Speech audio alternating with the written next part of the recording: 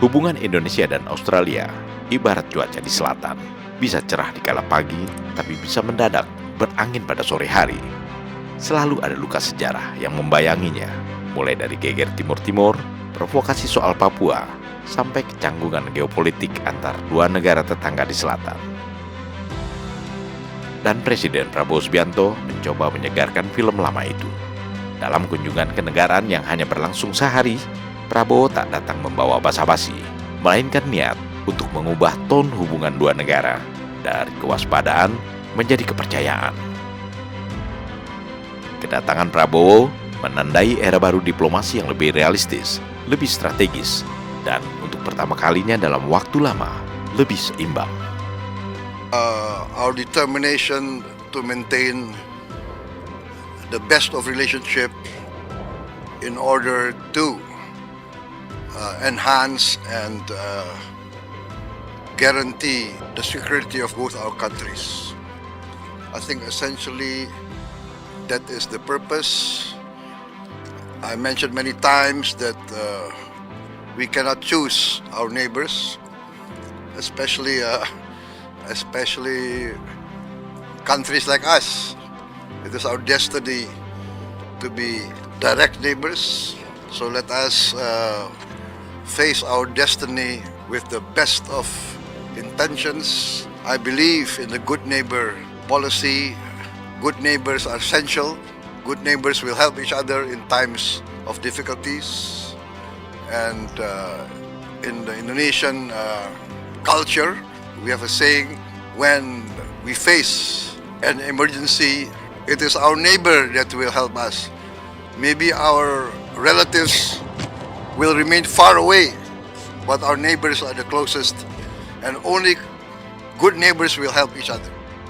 Kalimat itu terdengar sederhana, tapi diucapkan dengan bobot sejarah yang kental. Dua negara yang pernah saling curiga, kini memilih untuk saling menjaga. Hubungan Indonesia dan Australia memang bukan kisah dua tetangga yang akur sejak awal. Tahun 1999 adalah bab paling getir. Pasukan Australia memimpin misi internasional di Timur-Timur pasca referendum, membuat Jakarta marah besar. Perjanjian keamanan era Soeharto dan Perdana Menteri Paul Keating kala itu praktis mati muda. Sejak itu, ketegangan muncul bergelombang. Isu Papua menjadi topik langganan yang memanaskan parlemen Canberra dan mengusik diplomasi Jakarta. Namun, waktu dan kepentingan strategis mengubah semuanya. Pada 2006, Lombok Treaty menjadi semacam gencatan diplomatik. Australia berjanji tak ikut campur urusan domestik Indonesia, dan Indonesia membuka ruang kerjasama yang lebih dalam. Kini, 2 dekade setelahnya, Prabowo datang bukan untuk menambah luka, tapi untuk membangun kepentingan bersama yang rasional. Kedatangan Keating untuk bertemu Prabowo di sela lawatan negara menjadi penanda lembaran sejarah yang koyak itu coba dirajut kembali. Saya kira sangat bagus. Beliau sangat berpengalaman, pemikiran beliau sangat jernih, pengalaman beliau sangat banyak. Jadi saya merasa banyak sekali saya dapat dari pemikiran beliau. Apa saja Pak contohnya? Mungkin di bidang apa mungkin secara khususnya? Ya, di bidang hubungan internasional, di bidang ekonomi, di bidang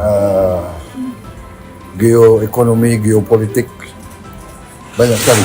Ya, Pak ya. Oke. Keseluruhan gimana Pak? Secara untuk keseluruhan Pak, untuk lawatan kunjungan ke Australia ini seperti apa? Saya kira sangat baik ya. Kita harus tahu bahwa kita bertetangga dan Indonesia berkepentingan punya hubungan baik sama Australia. Demikian sebaliknya, kalau kita bekerja sama dengan baik di semua bidang, ini akan membawa manfaat yang sangat besar untuk kedua negara dan untuk kawasan kita semuanya. Meski hanya 24 jam, agenda Prabowo padat dan terukur. Di Kiribati House, ia berbicara 4 mata dengan Albanisi sebelum menandatangani nota kesepahaman baru di bidang pertahanan dan keamanan. Media Australia menyebutnya sebagai tonggak kedewasaan hubungan dua negara. Perjanjian itu bukan aliansi militer, tetapi semacam hotline strategis, sebuah mekanisme konsultasi cepat jika salah satu pihak menghadapi ancaman. Artinya, jika badai geopolitik melanda kawasan Indo-Pasifik, namanya juga tetangga, Jakarta dan Canberra tak lagi berkomunikasi lewat perantara. Langkah ini memperlihatkan gaya khas diplomasi Prabowo, tegas tapi fleksibel, menjaga jarak dari blok manapun sambil tetap memupuk rasa percaya. Selain pertahanan, kerjasama ekonomi dan pendidikan juga dibahas dalam tempo cepat. Indonesia tetap menjadi pasar utama bagi ekspor Australia, terutama gandum.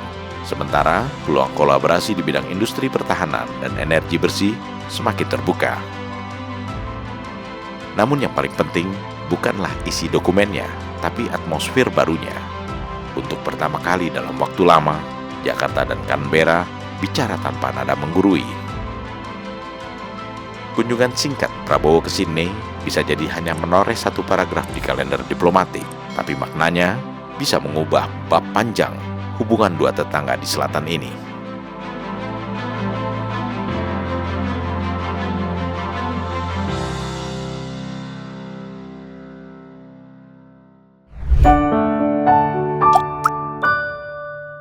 Men of our time.